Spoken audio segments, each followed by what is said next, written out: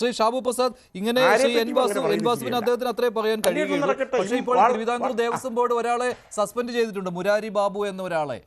അപ്പോൾ കണ്ടെത്തുവാനൊക്കെ ഇവർക്ക് കഴിയും തിരുവിതാംകൂർ ദേവസ്വം ബോർഡിന്. പക്ഷേ ഒരു മുരാരി ബാബുവിൽ ഒതുങ്ങുന്നതല്ല എന്ന് എല്ലാവർക്കും അറിയുകയും ചെയ്യാം.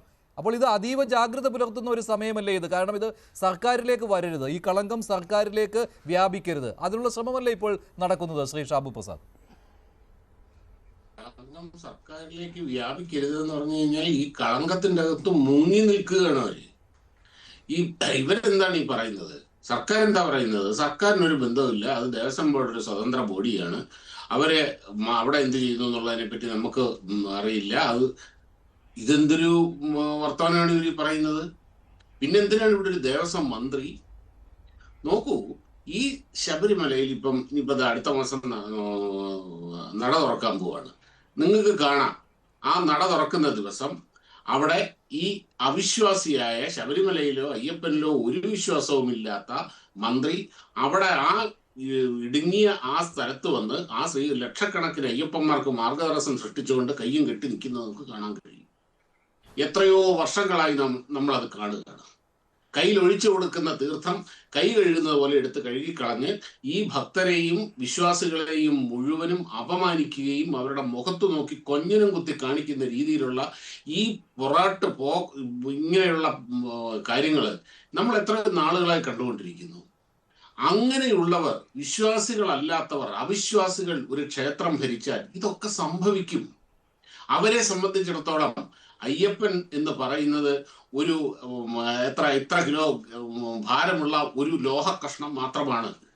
ആ പുറത്തുള്ള ഇവിടെ ഈ പറഞ്ഞ ദ്വാരപാല വിഗ്രഹത്തിലെ സ്വർണം എന്ന് പറഞ്ഞാൽ പൊതിഞ്ഞിരിക്കുന്ന സ്വർണം ലക്ഷക്കണക്കിനുള്ള മൂല്യം മാത്രമാണ് അവർക്ക്, പണത്തിന്റെ മൂല്യം മാത്രമാണ്. അല്ലാതെ ഇതിനോടൊന്നും ഒരു തരത്തിലുള്ള സെന്റിമെന്റൽ ആയിട്ടുള്ള അറ്റാച്ച്മെന്റ് ഇവർക്കില്ല. അവർക്ക് അവിടുത്തെ പണം മാത്രമേ പ്രശ്നമുള്ളൂ. ഇനി ഒരു കാര്യം ഞാൻ പറയട്ടെ, ഇവിടെ ഈ ഉണ്ണികൃഷ്ണൻ പോറ്റിയെ ഇപ്പോഴാണ് മനസ്സിലായത്. ഇയാൾ ഇത്ര വലിയൊരു ഭയങ്കരനായിരുന്നു എന്ന് ഞങ്ങൾക്ക് മനസ്സിലായില്ലായിരുന്നു എന്നൊക്കെ ഈ ബഹുമാനപ്പെട്ട മുൻ ദേവസ്വം ബോർഡ് പ്രസിഡന്റ് ഇവിടെ ഇരുന്ന് പറയുന്ന കേട്ട് സത്യം പറഞ്ഞു കഴിഞ്ഞാലുണ്ടല്ലോ നമുക്ക് എന്തൊക്കെയാ തോന്നുന്നു പറയാൻ വയ്യാന്ന്. അവിടെ ഇങ്ങനെ ഈ കയറി ഇറങ്ങി നടക്കുന്ന ഇതുപോലെയുള്ള കള്ളത്തിരുമാലികളെ തിരിച്ചറിയാൻ ഇവർക്ക് കഴിഞ്ഞില്ല എന്ന് പറഞ്ഞാൽ അവർ മനഃപൂർവ്വം തിരിച്ചറിഞ്ഞില്ല എന്ന് മാത്രമേ പറയാൻ പറ്റുള്ളൂ. ഈ ഉണ്ണികൃഷ്ണൻ പോറ്റി ഇദ്ദേഹത്തിന് ഒരു കത്തെഴുതിയല്ലോ, മെയിൽ അയച്ചല്ലോ, എൻ്റെ കയ്യിൽ ഇത്ര കിലോ സ്വർണം ബാക്കിയുണ്ട്, ഇത്ര സ്വർണം കിലോ എന്നല്ല, ഇത്ര സ്വർണം ബാക്കിയുണ്ട്,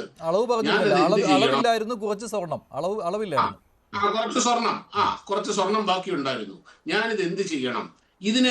ഇദ്ദേഹം കൊടുത്ത മറുപടി എന്താണ്? ആ സ്വർണം എന്തു ചെയ്യും? ഏറ്റവും കുറഞ്ഞത് അതെങ്കിലും അദ്ദേഹം ഈ ചർച്ചയിൽ പറയണ്ടേ? ഏറ്റവും കുറഞ്ഞത് അത് ചോദിക്കേണ്ട കാര്യമുണ്ടോ?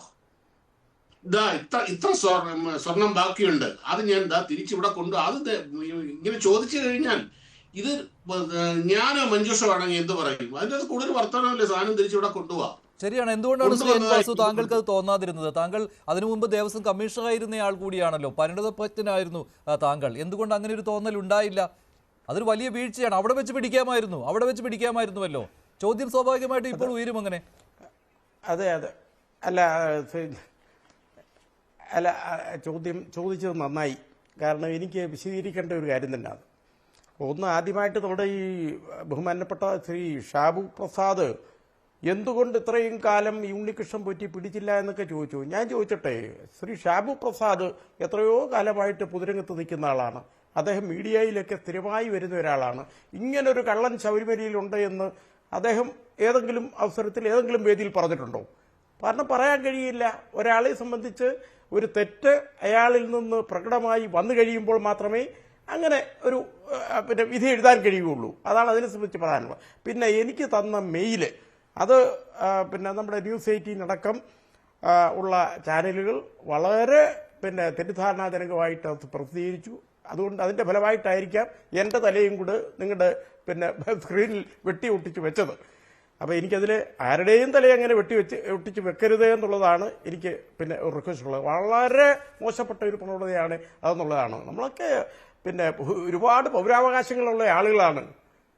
അപ്പോൾ അതിങ്ങനെ ഒരു പ്രദർശിപ്പിക്കാൻ വേണ്ടി അത്തരത്തിൽ പിന്നെ ചില വ്യക്തികളുടെയൊക്കെ പിന്നെ പടം ഇങ്ങനെ വെട്ടിവെച്ചിട്ട് അതിങ്ങനെ സോഷ്യൽ മീഡിയയിൽ ക്യാരി ചെയ്യുന്ന ഒരു പ്രവണത അങ്ങേയറ്റം പ്രതിഷേധാർഹമാണെന്നുള്ളത് പിന്നെ ഞാനിത് അറിയിക്കാം. പിന്നെ ഇനി മെയിൽ എനിക്ക് കിട്ടുന്നത് 2019 ഡിസംബർ 9 3:03 ഒരു മെയിൽ അയക്കാതായിട്ട് കാണുന്നത്. ഇത് പിന്നെ പിറ്റേ ദിവസം 9 രാവിലെ ദേവസ്വം ബോർഡ് ഓഫീസിൽ ഞാൻ ചെല്ലുമ്പോൾ മറ്റ് തപാലുകൾ എല്ലാ ദിവസവും തപാലുകൾ പരിശോധിക്കും. അക്കൂട്ടത്തിൽ ഈ ഒരു ഷീറ്റിലുള്ള ഒരു മെയിൽ എൻ്റെ കയ്യിൽ കിട്ടുന്നു. അതിൻ്റെ ഉള്ളടക്കം ഞാൻ വായിച്ച് കേൾപ്പിക്കാം. ശ്രീ ഷാബു പ്രസാദ് അടക്കമുള്ളവർ ശ്രദ്ധിച്ച് അത് കേൾക്കണമെന്ന് അപേക്ഷയുണ്ട്. I am Unnikishan Potti residing in Bangalore. I would like to inform you that I have some gold balance in my hand after finishing the gold work of Sabarimala Sanctum Sanctorum main door and Dwarapalagas. I would like to use it for a girl's marriage who needs support and genuine in coordination with the Travancore Devasam Board. അത് പ്രത്യേകം ശ്രദ്ധിക്കേണ്ട ഒരു കാര്യമാണ്. In coordination എന്തിന് ഇയാൾ ദേവസ്വം ബോർഡിനെ സമീപിച്ചു എന്നുള്ളതിൻ്റെ ഉദ്ദേശം ആ കത്തിൽ തന്നെ ഉണ്ട്. In coordination with the Travancore Devaswom board please give your valuable opinion in this regard. പെർമിഷനുമല്ല, ദേവസ്വം ബോർഡിൻ്റെ അഭിപ്രായം ഇക്കാര്യത്തിൽ ചോദിച്ചു. അപ്പോൾ സ്വാഭാവികമായും ഇത് 2019 ഡിസംബർ 9 ഈ സ്വർണ്ണ വിവാദം ഒന്നും അന്നില്ല, നമുക്കാർക്കും തർക്കമില്ല. ഒരു മീഡിയയും ഇത്തരം വിവാദം ഈ സമയത്ത് ക്യാരി ചെയ്തിട്ടില്ല. ഷാബു പ്രസാദോ മറ്റോ പിന്നെ സേനാപതി വേണുവോ ഇവിടെ ഇരിക്കുന്ന മറ്റാരുടെയെങ്കിലും ഭാഗത്തുനിന്ന് ശബരിമലയിൽ ഇങ്ങനെ ഒരു സ്വർണ്ണ വിവാദം ഉണ്ടായി, ശബരിമലയിലെ കള്ളന്മാർ എന്നുള്ള പ്രയോഗവും അന്ന് ആരും നടത്തിയിട്ടില്ല. അങ്ങനെയുള്ളൊരു സമയത്താണ് മറുപടി കൂടി ഹൈക്കോടതി ഉത്തരവിൽ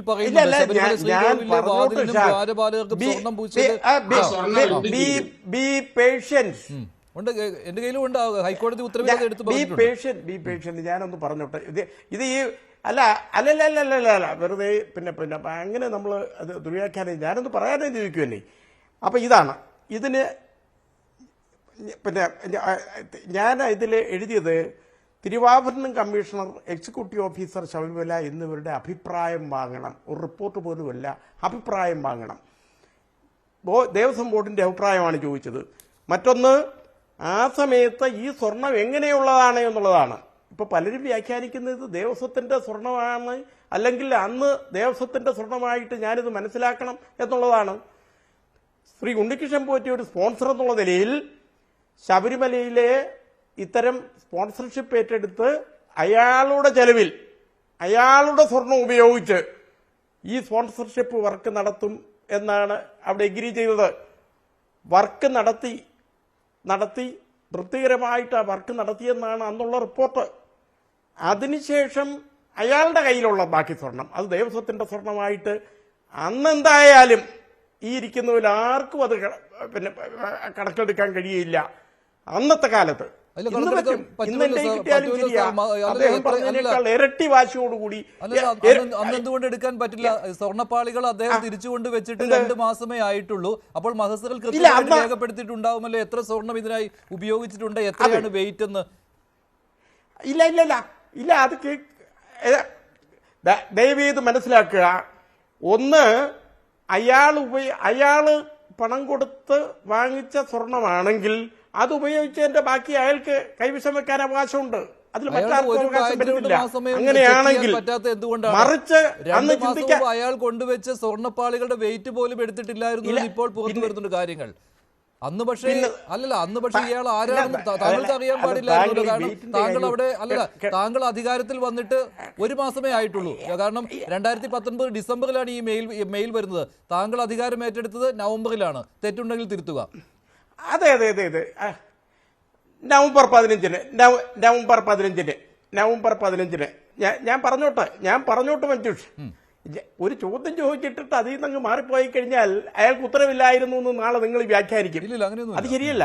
അപ്പൊ അതുകൊണ്ട് തന്നെ ഞാൻ പറയാ, ഇതാണ് ഇതിലെ 2 കാര്യങ്ങൾ ഞാൻ അടിവരയിട്ട് പറയുന്നു. ഒന്ന്, എന്തിന് ഇയാൾ ദേവസ്വം ബോർഡിനോട് അറിയിച്ചു എന്നുള്ള ഒരു സംശയം വരും. അപ്പൊ ദേവസ്വം ബോർഡുമായിട്ട് സഹകരിച്ച് ഈ ഈവന്റ് നടത്തണമെന്നാണ് അയാൾ അന്ന് ആഗ്രഹിച്ചത്. പിന്നെ ഇതിന്റെ അഭിപ്രായമാണ് ദേവസ്വം ബോർഡിനോട് ചോദിച്ചത്. അങ്ങനെ ഉണ്ടെങ്കിൽ ഞാൻ ഈ ഇമെയിൽ വാങ്ങിച്ചിട്ട് വെറുതെ വെച്ചുകൊണ്ടിരിക്കാൻ ഒക്കില്ല. എൻ്റെ കയ്യിലോ ഷാബു പ്രസാദിൻ്റെ കയ്യിലോ അതല്ലെങ്കിൽ മഞ്ജുഷിൻ്റെ കയ്യിലോ ഒരു പേപ്പർ ഇങ്ങനെ കിട്ടിക്കഴിഞ്ഞാൽ, ഔദ്യോഗികമായൊരു പേപ്പർ കിട്ടിക്കഴിഞ്ഞാൽ അതിന് എന്തെങ്കിലും നടപടി നടത്തിയിരിക്കണം. അതിന് ഏറ്റവും കോമ്പീറ്റൻ്റ് ആയിട്ടുള്ള ആളുകളുടെ അഭിപ്രായം ചോദിച്ചു. തിരുവാഭരണം കമ്മീഷണർ എന്ന് പറയുന്ന ഉദ്യോഗസ്ഥൻ, ഞാൻ മഞ്ജുഷിൻ്റെ ശ്രദ്ധയിൽപ്പെടുത്തുകയാണ്, ഈ കാര്യങ്ങളിൽ സ്വർണം കൈകാര്യം ചെയ്ത കാര്യത്തിൽ, ദേവസ്വം ബോർഡിൻ്റെ വിലപിടിപ്പുള്ള കാര്യങ്ങൾ സൂക്ഷിക്കുന്ന കാര്യത്തിൽ, അതിൻ്റെ റിപ്പയർ, അതിൻ്റെ മെയിൻ്റനൻസ്, ഇതിൻ്റെയൊക്കെ കാര്യത്തിലുള്ള ചുമതലയുള്ള വലിയ ഉദ്യോഗസ്ഥനാണ്. തിരുവിതാംകൂർ ദേവസ്വം ബോർഡിൽ ഇക്കാര്യത്തിലെല്ലാം ഏറ്റവും ഉത്തരവാദിത്തമുള്ള ഉദ്യോഗസ്ഥൻ തിരുവാഭരണം കമ്മീഷണറാണ്. അദ്ദേഹത്തിന് ഒരു ഓഫീസ് സെറ്റപ്പ് ഉണ്ട്. അവിടെയാണ് ഇതിൻ്റെ കണക്ക്. ഇപ്പോൾ താങ്കൾ വെയിറ്റിൻ്റെ കാര്യമൊക്കെ പറഞ്ഞു, എനിക്കറിയത്തില്ല, എനിക്കറിയേണ്ടി വന്നിട്ടില്ല. അത് അഥവാ അറിയാൻ ശ്രമിക്കേണ്ടി വന്നിട്ടില്ല. കാരണം എന്താണ്, ഒരു ചെറിയ സംശയം പോലും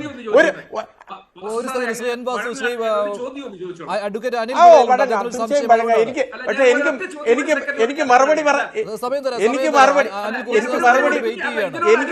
പറയാൻ സമയം തീർച്ചയായിട്ടും തരും. ശരി.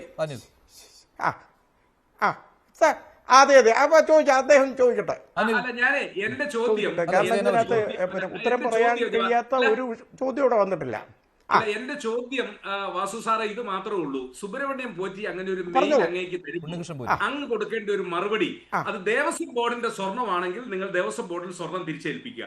നിങ്ങളുടെ പേഴ്സണൽ ആയിട്ടുള്ള കാര്യത്തിനാണ് എങ്കിൽ നിങ്ങൾ ഏത് യുവതികൾക്ക് അവരുടെ മംഗല്യത്തിന് വേണമെങ്കിൽ കൊടുത്തോളൂ. മറിച്ച് ദേവസ്വം ബോർഡിന്റെ സ്വർണ്ണമാണെങ്കിൽ സ്വർണം ഇമ്മീഡിയറ്റ് ആയിട്ട് തിരിച്ചേൽപ്പിക്കണം എന്ന ഒരു മറുപടി അല്ലായിരുന്നു അങ്ങ് കൊടുക്കേണ്ടതെന്നുള്ള ചോദ്യമാണ്. ശരി, അനിൽ താങ്കളുടെ അഭിപ്രായം. ശ്രീ എൻ വാസു